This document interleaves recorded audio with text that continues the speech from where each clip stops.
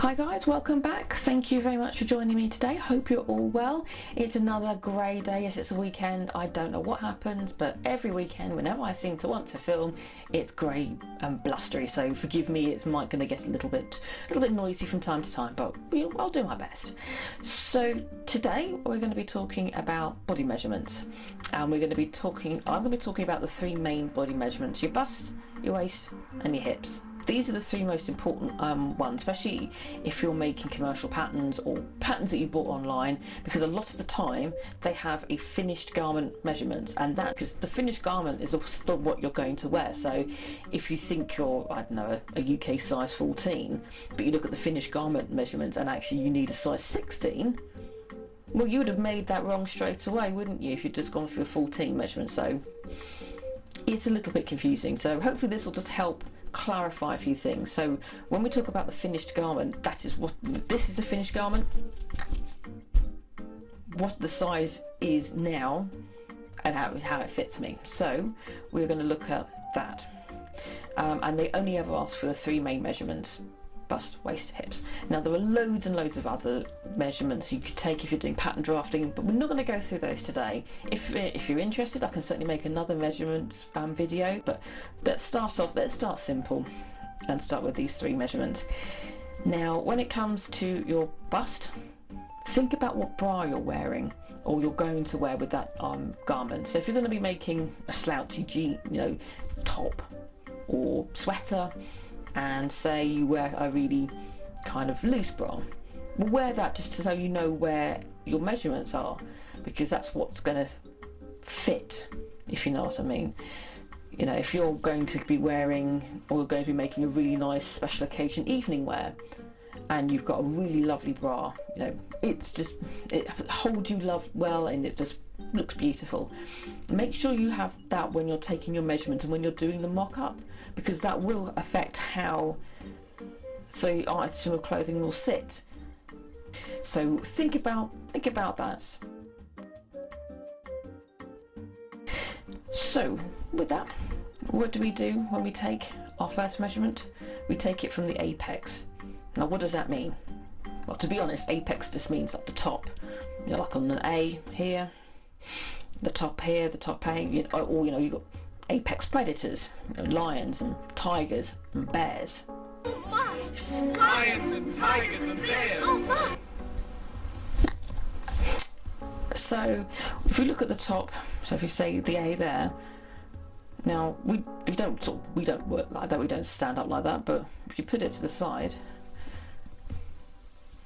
it's the topmost part of the fullest most part of your breast. Now that could be here, it could be up here, it could be down there. Just make sure you've got the right measurements and you're measuring from the right place. So I'm just going to demonstrate with some ribbon. We want to make sure we go from the back.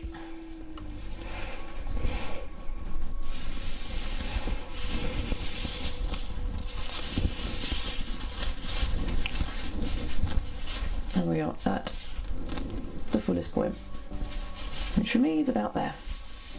Like I said, for you, might be higher, might be lower, might be in the same place.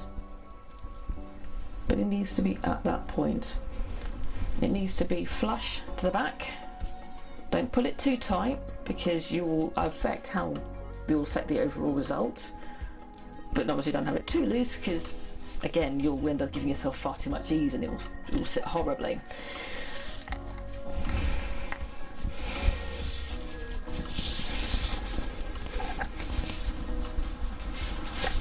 So we just place like that, and whatever that measurement comes up, make sure you try and take your measurement on a side bit. Don't take it in the gap here, because that again will affect the overall result. So make sure you have everything either to one side, whatever side suits you, and that's how your bust measurement is. This is probably the one that's going to be a little very, very personal to you, and if you look at all the pictures you see on, like on drafting books, they're very odd, because they are almost too even and too symmetrical. and they talk about your waist being slap bang in the middle between your hip and your chest. Now for some people that is exactly where it is, perfect, but for a lot of people it ain't, and that can cause some problems because they talk about the natural waist, and when you think, well, where my waist is, that's my natural waist, right? Not according to these manuals. So you do need to have a look when you're looking at your garment you're going to make. Where does the waistline lie? You know, is it quite a low waist? Is it quite a high waist? Just be aware of that. But your waist is typically where it starts to come in at its narrowest. Now for me that's actually quite high. For other people it might be a bit lower down. Some people, you have more of a straight up and down body, then you can kind of pick and choose where you want it to fit. You can kind of work on that a little bit to more personal taste if you like a lower waist or a higher waist. But this is always at the smallest part of your body. Now as you can see it's actually quite high for me. There's not much between my waist and my bust. There's quite a difference between my waist and my hips. So again, at the point that comes in the highest, so the smallest part of your body, like that. And again, don't try and take it on, like say your stomach. Don't take it in the gap when your final measurement, because you've got a gap there. You're gonna give a bit of unnecessary ease. Now obviously this is where mock-ups come in as well, so you mock it all up, make sure it fits right, and do some tweaking if you need to, but just give yourself a bit of a helping hand. So take the final measurement on, say, your stomach. Now this is going to wildly vary from person to person. I'm quite low down. This is a measurement that I have to take when I'm working out whether or not the garment's going to fit me or what size garment I need. And it has to be at the widest point. For some people, it's going to be a bit higher up. And again, for other people, it might be a bit lower down, but that is okay, that's you. So again,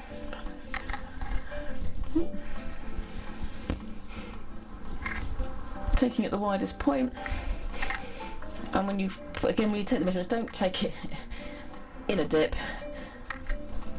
take it on a hip.